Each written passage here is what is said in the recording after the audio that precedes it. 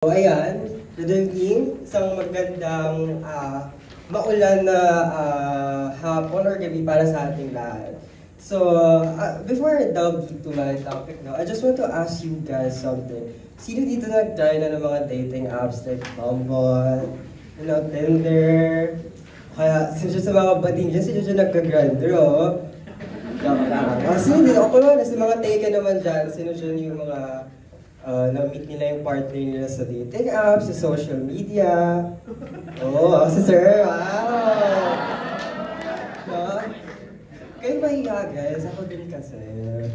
No? Suki ako dyan, lalo na sa Bumble. Well, baka nagtataka kayo, no? Kasi, ba't ka na sa Bumble? Hopeless romantic ka nga, di ba? Well, hindi nyo ako masisisi, di naman ako fortunate when it comes to love. But just nagtataka ako kasi maganda naman ako, challenge joke lang. Agree ba? Agree! Dito kasi. So, ayan. No? So, yun nga, gaya nga sabi ko, hindi ako fortunate when it comes to love. So, high school love, kaya na-experience so I'm craving for that so much, you know? So, when I turned 18, I downloaded Bumble. So, through this journey of like, being in Bumble and all, I've met different people. I've met a lot of mindset. I've met a lot of personalities. And I also tried different setups. No? I've tried casual things. I've tried serious things. I've tried parang talking lang and then being friends, yun lang. And then, ilang beses na din ako nasaktan, na heartbroken, no? Ilang beses na din talaga. So last month, after like being on and off on dating apps, delete ko na talaga siya. Ayoko na bumalik kasi sobrang sakit na ng puso ko. Totoo. Legit. So, ayun. Sana hindi ko na siya download ulit. Pero ayun. Another question that I want to ask is that you guys ever ended things with someone or like ghosted someone because you spotted a red flag about this person? Ano? Yes, diba? Ako din naman. Ako din. Lalo na dati, sobrang lean toward ko sa ganyan, like sobrang kinikriticize ko yung mga ganyan things, like sobrang ina-assess ko talaga siya, no? Especially, the question itself is, and what if red flag siya? Oo nga, no, what if red flag siya? But what if the real red flag is the system that we are trapped in? No? Hindi ako sa dyan pag-uusapan natin on how social media itself affected our, and how modern data is right now, kung paano nga na-perceive ang love, especially in our current generation. So, ayan. Daming ganyan, ang dami na nating rules ngayon, ang daming rules na pinapakita when it comes to TikTok, sa Facebook, Kung hindi siya nagbayad ng full bill sa first date, ay red flag, iwan mo na yan. Ay hindi siya nakapwesto sa gilid ng kalsada habang naglalakad kayo sa sidewalk, turn off yun, no? Sabi ko sa TikTok, dapat daw dun siya. What if like, kinwento niya yung ex niya, no, habang nasa talking stage kayo? Red flag, no? Iwan na yan. Di ba? Pero what if kinukwento niya yun? Because like, he or she wanted you to know saan siya nanggagaling and baka deserve mo din kasi malaman. What if hindi siya nakakapagbayad ng full bill? Eh kasi hindi naman talaga kaya ng pera, no? And what if di siya pumupwesto sa gilid ng kalsada when you guys are in the sidewalk? Eh kasi nga, bali mo, may anxiety or trauma siya that are related to that situation. To love is to understand, di ba? But why do we allow these standards, no? These shallow, superficial things na mag-dictate, no? Kung paano mga ba tayo magmamahal ng tao, no? So, there are a lot of rules na kailangan natin i-follow. And these rules itself made love superficial. When love itself, wala naman talaga siyang mukha. It's complex, and wala siyang uniform na definition. Though, di na naman natin maikakaila talaga na may mga tao talaga ang successful when it comes to dating apps. Gaya ni Sir Mozo, di ba? Just happy for you, sir, di ba? I'm happy for them.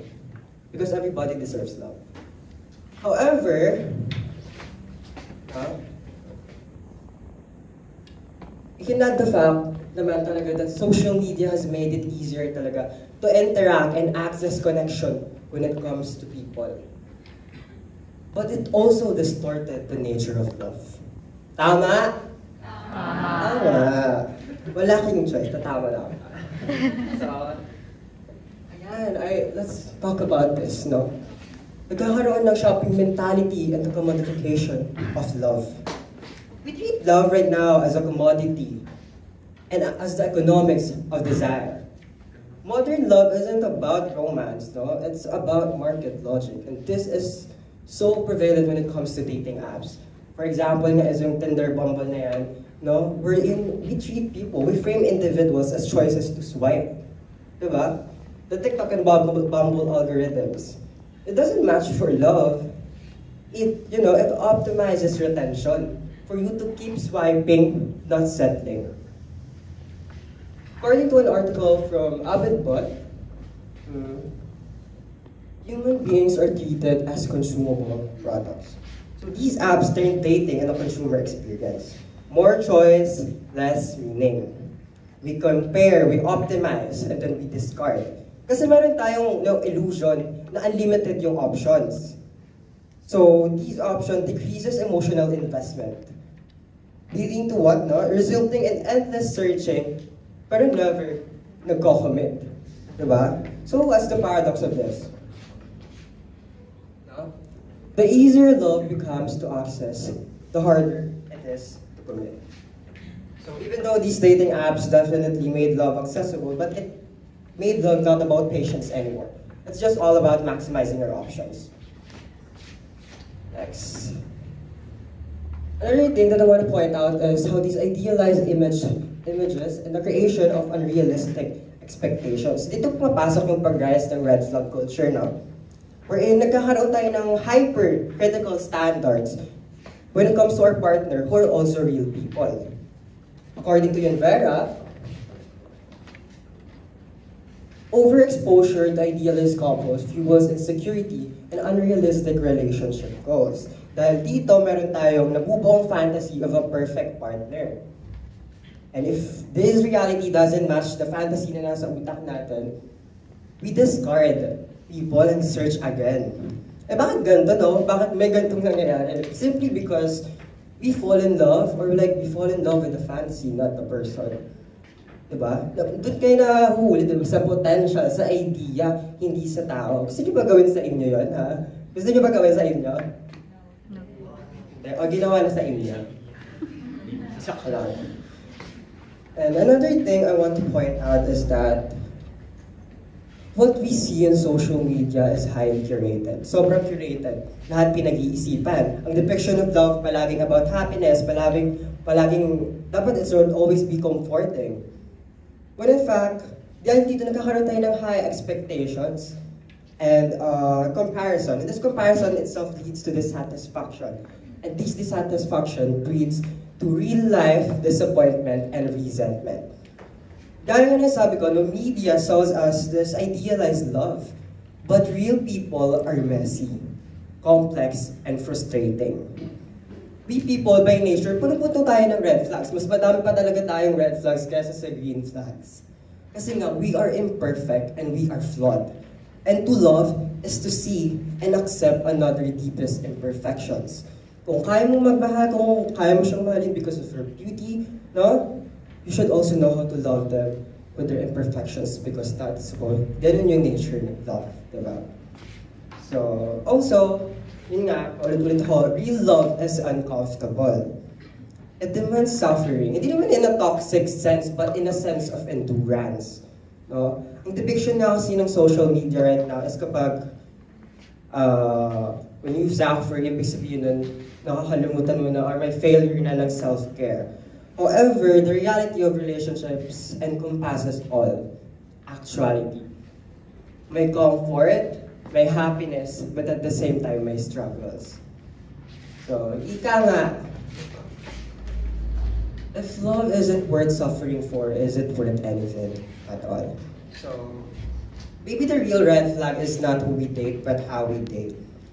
Social media made dating itself accessible talaga when it comes to connecting with connections and people itself. But at the same time, it built unrealistic standards and it treated people as consumable products. But the good thing is you can resist this bullshit. Right? Love today, hindi naman talaga isn't all bad. Yun yung point ko. It's just that we must drop the illusions because maybe there's still room for something real.